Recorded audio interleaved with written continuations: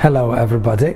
I'm here to invite you to my new webinar on something that I feel very, very strongly about. It is called Pronunciation, What Not to Stress. And I hope, as the title suggests, it is about a way to look at pronunciation from a slightly unusual, but I hope very useful perspective. It is looking at pronunciation as a tool of a modern, effective program of teaching speaking and spoken interaction in a foreign language.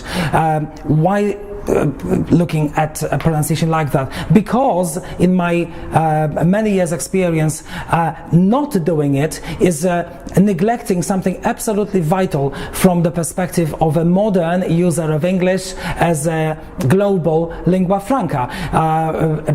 Truly global, because as we all know, there are up to 2 billion people at the moment using English on a daily basis for a number of reasons: professional, academic, social, and what have you.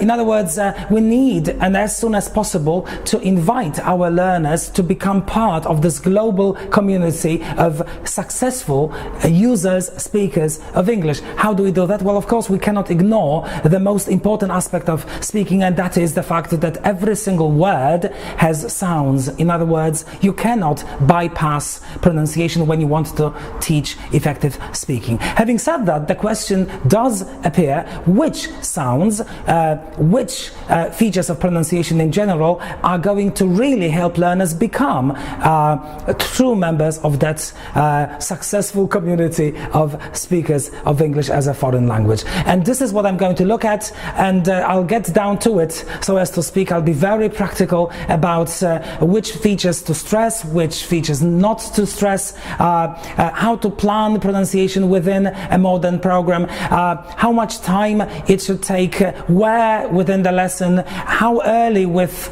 the learners we should start, should we do this with young learners as well as with teenagers and adults. All of these very practical questions, I hope, will be dealt with during this webinar. So I hope you'll find lots of joy and practical advice, and if so, I'll be very happy to see you there.